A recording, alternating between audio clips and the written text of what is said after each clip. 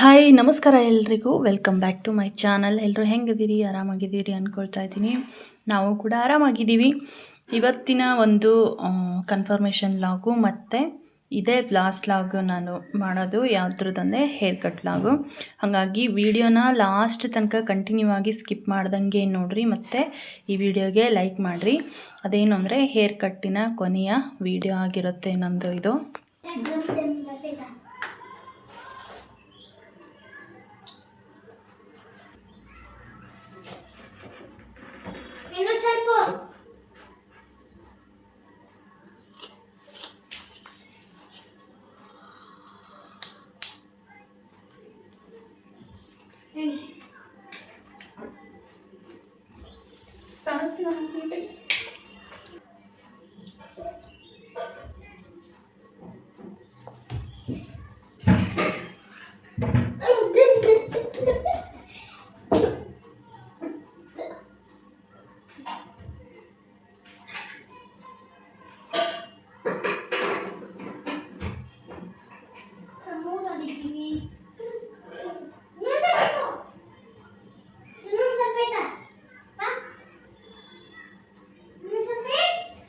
ಚಿನ್ನ ಬಾಯ್ ಮಾಡ್ಬಿಡಂದ್ರೆ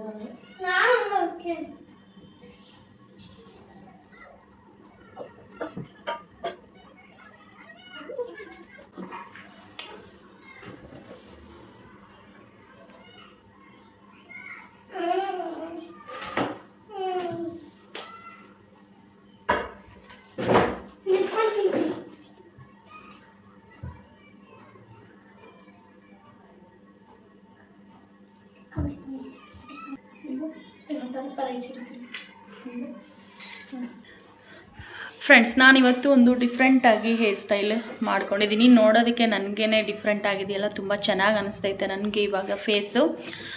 ಒಬ್ಬರು ಸಿಸ್ಟರ್ ಹೇಳಿದರು ನನಗೆ, ಡಿಫ್ರೆಂಟ್ ಹೇರ್ ಸ್ಟೈಲ್ ಟ್ರೈ ಮಾಡಿರಿ, ಚೆನ್ನಾಗಿ ಕಾಣಿಸುತ್ತೆ, ಬರೀ ಪೋನಿ ಹಾಕ್ಕೊಂಡು ಇದಾಗುತ್ತೆ ಆಗಿದೆ ಅಂತ ಹೇಳಿದರು. ಅವ್ರಿಗೋಸ್ಕರ ನಾನು ಈ ಥರ ಇವತ್ತು ಜಡೆ ಹಾಕ್ಕೊಂಡಿದ್ದೀನಿ. ಕೂದಲು ತುಂಬ ಉದ್ದು ಬಂದೈತೆ. ಮತ್ತು ಬೇರೆ ಡಿಫ್ರೆಂಟ್ ಹೇರ್ ಸ್ಟೈಲು ಹೆಂಗೆ ಕಾಣಿಸುತ್ತೆ ಅಂತ ಹೇಳ್ರಿ. ಇನ್ನೊಂದು ಕ್ಲಾರಿಟಿ ವಿಡಿಯೋನ ಮಾಡ್ತಾಯಿದ್ದೀನಿ ನಾನೀಗ ಸದ್ಯಕ್ಕೆ ಹೇರ್ ಕಟ್ ವ್ಲಾಗ್ನ ಮಾಡಲ್ಲ. ನನಗೂ ಒಂದೊಂದು ಸಲ ಉದ್ದ ಕೂದಲ ಬೇಕು ಅನಿಸುತ್ತೆ, ಇಷ್ಟ ಆಗುತ್ತೆ. ಹಾಗಾಗಿ ನಾನು ಈಗ ಇನ್ನೂ ಸ್ವಲ್ಪ ಕೂದಲು ಉದ್ದ ಬರೋವರೆಗೂ ನಾನು ಹೇರ್ ಕಟ್ನ ಮಾಡ್ಸೋಕ್ಕೆ ಹೋಗಲ್ಲ. ಇವಾಗ ಇದೇ ಹೇರ್ ಸ್ಟೈಲ್ನೇ ಹಾಕ್ಕೊಡೋಣ ಅಂತಂದು ಡಿಸೈಡ್ ಮಾಡಿದ್ದೀನಿ. ಈಗ ಸದ್ಯಕ್ಕೆ ನಾನು ಹೇರ್ ಕಟ್ಟಿಂಗ್ ಬ್ಲಾಗ್ ಆಗಲಿ ಹೇರ್ ಕಟ್ ಆಗಲಿ ಏನೂ ಮಾಡಲ್ಲ.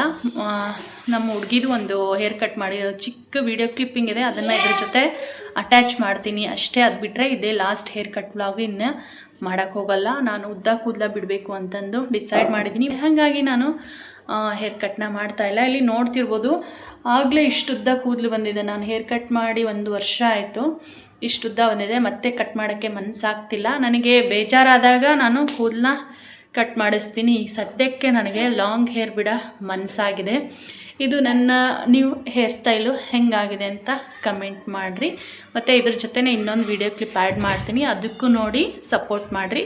ಅದೇನು ಇನ್ನೊಬ್ರು ನೋಡಿ ಕಲೀಲಿ ಅಂತಲ್ಲ, ನಾನು ಹಾಗೆ ಚಿಕ್ಕದಾಗಿ ಬ್ಲಾಗ್ ಜೊತೆ ಅದನ್ನು ಹೇರ್ ಕಟ್ ಬ್ಲಾಗ್ ಮಾಡ್ಕೊಂಡಿದ್ದೆ, ಅದನ್ನೇ ಇವಾಗ ಅಟ್ಯಾಚ್ ಮಾಡ್ತೀನಿ. ನಾನು ಕ್ಲಾರಿಟಿ ಕೊಡಬೇಕಾಗಿತ್ತು. ಸುಮಾರು ಜನ ಹೇರ್ ಕಟ್ ಬ್ಲಾಗ್ ಮಾಡಿರಿ ಅಂತ ಡೈಲಿ ಕಮೆಂಟ್ ಹಾಕ್ತಿದ್ರು. ಅವ್ರಿಗೋಸ್ಕರ ಸ್ವಲ್ಪ ದಿನ ನಾನು ಲಾಂಗ್ ಹೇರ್ ಬಿಡಬೇಕು ಅಂತ ಡಿಸೈಡ್ ಮಾಡಿದ್ದೀನಿ. ಆ ಕಾರಣಕ್ಕೋಸ್ಕರ ನಾನು ಈಗ ಸದ್ಯಕ್ಕೆ ಹೇರ್ ಕಟ್ನ ಮಾಡ್ಸಂಗಿಲ್ಲ. ಪ್ಲೀಸ್ ಅರ್ಥ ಮಾಡ್ಕೊಳ್ಳಿ, ಆಯಿತಾ?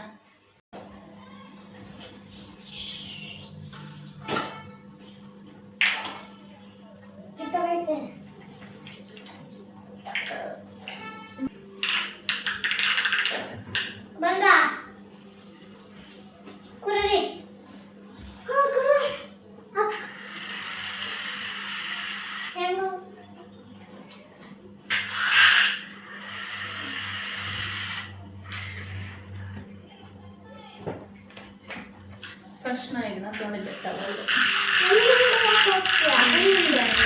ಸಣ್ಣದಾಗಿ ಏನದು ಗ್ರೀನ್ ಕಲರ್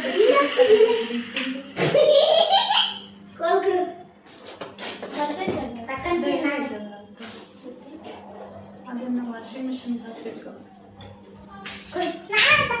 ಇಲ್ಲ ಅದು ಕಬೋರ್ಡ್ ಒಳಗೂ ಇಲ್ಲ.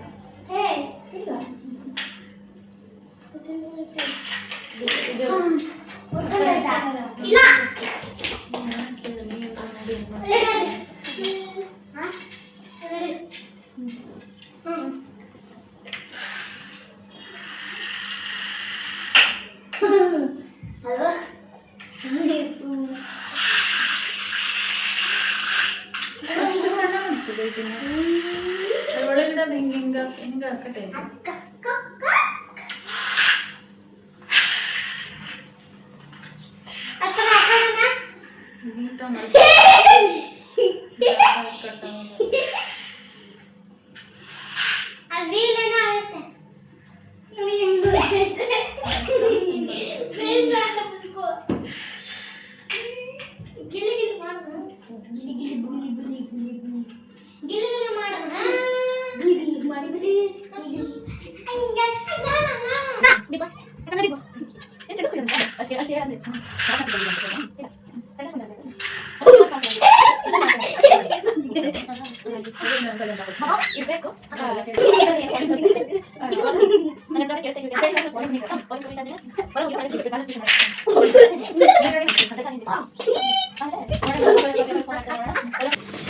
ಇವೆಲ್ಲ ಅಸೈನ್ಮೆಂಟ್ ಬರೆಯೋಕ್ಕೆ.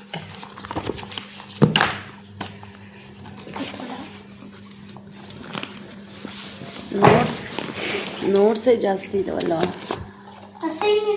ಅಸೈನ್ಮೆಂಟ್ ನೋಡಿಲ್ಲ ಎಷ್ಟು ಕೊಟ್ಟಿದ್ದಾರೆ. ಅವು ಅಷ್ಟು ಜಾಸ್ತಿನೇ ಇದೆ.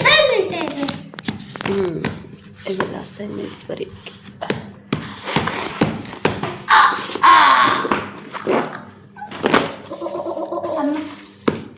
ಅದು ಬುಕ್ ಲಿಸ್ಟ್ ಚೆಕ್ ಮಾಡೋದಂತಡಿ ಕೊಟ್ಟಿದ್ದಾರೆ, ಅಷ್ಟಿದಾವ ಅಂತಂದು ಚೆಕ್ ಮಾಡಬೇಕು. 4 ಲೈನ್ ನೋಟ್ ಬುಕ್ ಇದಾವ. ಚೆಕ್ ಮಾಡೋಂತಡಿ. Textbook ಕೊಡಿಲಿ.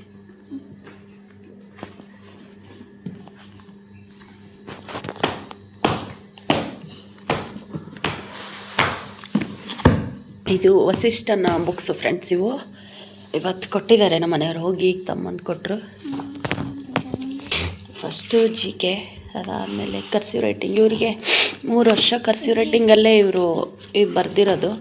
ಮಾಂಟೆಸರಿ ಎಲ್ಲ ಕರ್ಸಿವ್ ರೈಟಿಂಗೇ ಇರುತ್ತೆ ಇವ್ರದ್ದು. ಅದನ್ನೇ ನಾನು ಹೇಳ್ತಾ ಇರೋದು. ಅದಾದಮೇಲೆ ಹಿಂದಿ ಹಿಂದಿ ಇದೆ. ಅದಾದಮೇಲೆ ಕಾಪಿ ರೈಟಿಂಗ್ ಇದೆ, ಕನ್ನಡ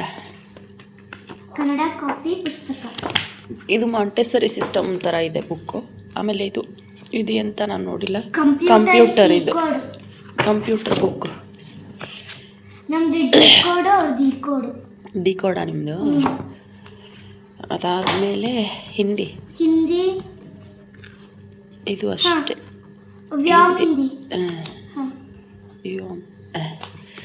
ಅದಾದಮೇಲೆ ಸೈನ್ಸ್. ಎಷ್ಟು ದೊಡ್ಡದೈತಪ್ಪ ಸೈನ್ಸ್ ಬುಕ್ಕು. ಡ್ರಾಯಿಂಗ್ ಚಡಿ ಅದಾಯ್ತು. ಐತೆ. ಮ್ಯಾಥ್ಸ್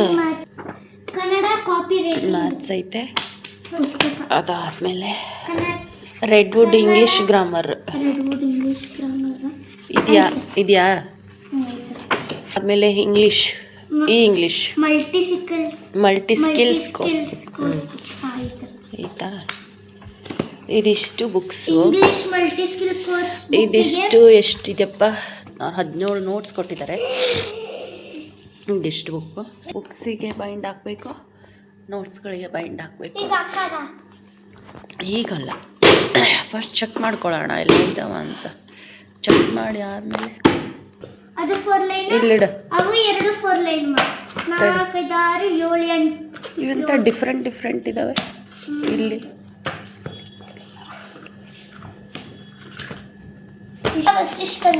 ಬುಕ್ಸ್ ನೋಟ್ಸ್ ಎಲ್ಲ ಚೆಕ್ ಮಾಡಿ ಎಲ್ಲ ಕರೆಕ್ಟಾಗಿದೆ. ಬುಕ್ ಲಿಸ್ಟಲ್ಲಿ ಇದ್ದಿದ್ದು. ಇಲ್ಲಿ ಇನ್ನು ಏನು ಅಂದರೆ ಕನ್ನಡ ಬುಕ್ ಬ್ಯಾಲೆನ್ಸ್ ಇದೆ ಮತ್ತು ಡೈರಿ ಬ್ಯಾಲೆನ್ಸ್ ಇದೆ. ಮೇಲ್ಗಡೆ ಇರೋದು ಟೆಕ್ಸ್ಟ್ ಬುಕ್ಕಿಂದು, ಕೆಳಗಡೆ ಇರೋದು ನೋಟ್ ಬುಕ್ಕು ಮತ್ತು ಅಸೈನ್ಮೆಂಟ್ ಬುಕ್ಕಿಂದು. ಟೋಟಲ್ ಸೇರಿ 4373. ಆರಾಧ್ಯ ನೀ ಮುಂದಕ್ಕೆ ಹಿಂಗೆ ಹೋಗ್ಬೇಡ, ಮತ್ತು ಕೂದಲಿನ ಸಣ್ಣ ಹಾಕೋ.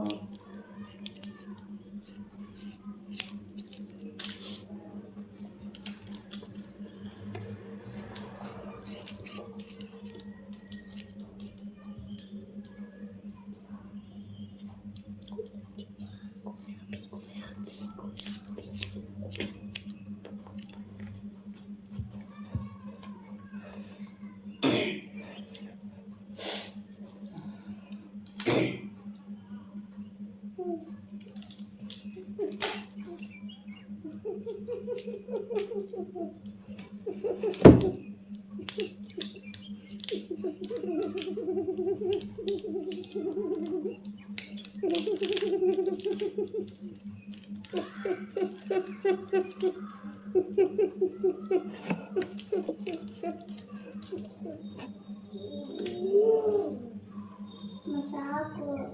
ಸಾಕಾ? ಲೆವೆಲ್ ಮಾಡೋದು ಬೇಡವಾ? ಲೆವೆಲ್ ಮಾಡ್ತಿದ್ದೀರಾ? ಕಟ್ ಮಾಡ್ತಾ ಇಲ್ಲ, ಲೆವೆಲ್ ಮಾಡ್ತಾ ಇದ್ದೀನಿ. Shape hair cutting. ಅಯ್ಯೋ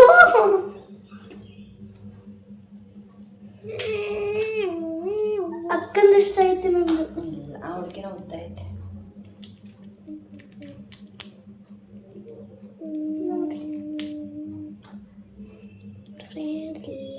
ಕೂತಿದ್ ಗಜ್ಜಿದ್ದು ಕೂಲಿ ಕಟ್ಟೈತೆ, ಕೂಲಿ ಕಟ್ಟೈತೆ, ಕೂಲಿ ಕಟ್ಟೈತೆ, ತುಸ್ಕುದು ತುಸ್ಕುದು ತುಸ್ಕುದು. ನೀ ಎಲ್ಲ ಹೊಳ್ಳಿದ್ರೆ ಕೂದಲು ಹೆಚ್ಚು ಕಮ್ಮಿ ಆಗಲ್ಲ.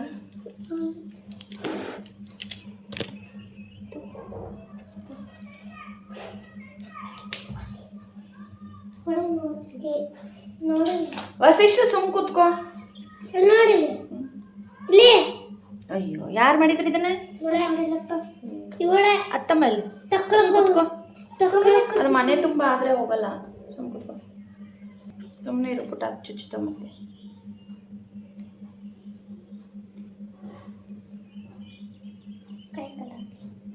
ನೀವು ಕರಾಟೆ ಯೂನಿಫಾರ್ಮ್ ಹಾಕೋ.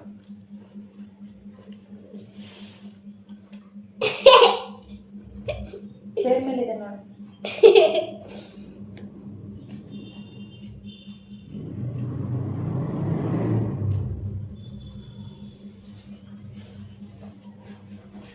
ಮುಂಚೆ ಯಾರು ಮಾಡಿದ್ರು? ಎಲ್ಲಿ ಮಾಡಿಸಿದ್ದೆ? ಮನೆಯಲ್ಲ. ನೀವು ಈಗ ಸೆಕೆಂಡ್ ಟೈಮ್ ನೀವು ಮಾಡ್ತಿರೋದು ನನ್ನ ಹೇರ್ ಕಟ್. ಏನಿಲ್ಲ, ಇನ್ನೊಮ್ಮೆ ಯಾವ ಮಾಡಿದ್ದೆ? ಅವತ್ತೇನೋ ಇದು ಇಷ್ಟು ಬಂದಿತ್ತಲ್ಲ ಅವಾಗ ನನಗೆ. ಅವಾಗ ಒಂಚೂರು ಎಷ್ಟು ಇದು ಕಟ್ ಮಾಡಿದ್ರು. ಅಮ್ಮ ಭಾಳ ಸಲ ಕಟ್ ಮಾಡ್ತಾರೆ. Can I see?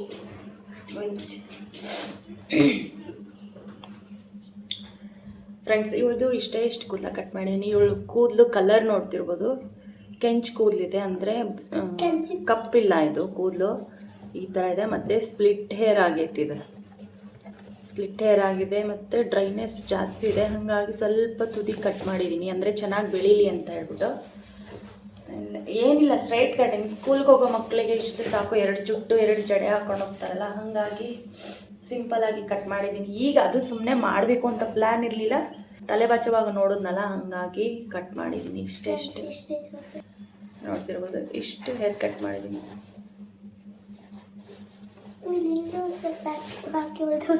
Green rubber ಮೇಲೆ ಇಟ್ಟ ಅಷ್ಟೊಂದು ಸ್ಪ್ಲಿಟ್ ಹೇರ್ಸ್ ಆಗ್ಯಾವ. ಜಾಸ್ತಿ ಏನು ಮಾಡೋಕ್ಕೋಗಿಲ್ಲ, ಒಂದು 2-3 ಇಂಚು ಅಷ್ಟೇ ಉದ್ದ ಕಾಣಿಸ್ತೈತಾ ನೋಡ್ರಿ, 2-3 ಇಂಚ್ ಅಷ್ಟೇ. ಇಷ್ಟು ಒಂದೆರಡಷ್ಟು ಮುಂದೆ ಚಿನ್ನ. ಸ್ಕೂಲ್ ಮಕ್ಕಳಿಗೆ ಅಥವಾ ಚಿಕ್ಕ ಮಕ್ಕಳಿಗೆ ಮನೇಲಿ ಮಾಡೋದೇ ಬೆಟರು. ಯಾಕಂದರೆ ಇವ್ರಿಗೆ ಪಾರ್ಲರ್ಗೆ ಹೋಗಿ ಮಾಡಿಸಿದ್ರೆ ದೊಡ್ಡ ವೇಸ್ಟ್. ಯಾಕಂದರೆ ಇವ್ರಿಗೆ ತರಾವರಿ ಹೇರ್ ಸ್ಟೈಲ್, ಹೇರ್ ಕಟಿಂಗ್ ಮಾಡ್ಸೋಕ್ಕಾಗಲ್ಲ, ಯಾಕಂದರೆ ಸ್ಕೂಲ್ಗೆ ಹೋಗೋ ಮಕ್ಕಳಲ್ವಾ. ಇವ್ರಿಗೆ ಮಾಡಿಸಿದ್ರೆ ಯಾವ ಥರ ಅಂದರೆ ಯು ಶೇಪು, ಇಲ್ಲ ಅಂದರೆ ಸ್ಟ್ರೈಟ್ ಅಷ್ಟೇ ಮಾಡ್ಸೋಕ್ಕಾಗುತ್ತೆ. ಜಡೆ ಮತ್ತು ಜುಟ್ಟು ಹಾಕೊತಾರಲ್ಲ, ಹಾಗಾಗಿ ಮನೇಲಿ ಮಾಡಿದ್ರೆ ಸಾಕಾಗುತ್ತೆ ಇವ್ರಿಗೆ.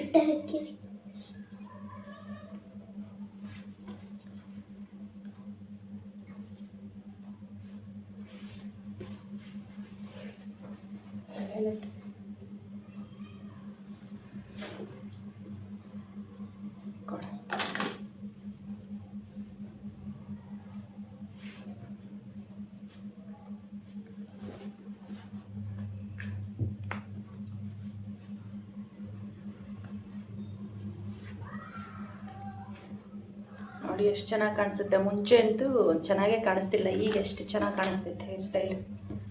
ಕಾಣಿಸುತ್ತಾ? ಮತ್ತೆ ಬೇಡ ಬೇಡ ಅಂತ ಎದ್ದ ತೋರಿಸ್ತೀನಿ ತಡೆ, ಬ್ಯಾಕ್ ಸೈಡ್ ಮಮ್ಮಿ ನೋಡ್ರಿ, ಇವಾಗ ಎಷ್ಟು ಚೆಂದ ಕಾಣಿಸ್ತೈತೆ ಜುಟ್ಟು. ಸರ್ ಏನು ತಿರ್ಕೊಳವ ಹಂಗೆ ಸರ್ ಕೈ ತೋರಿಸಿ.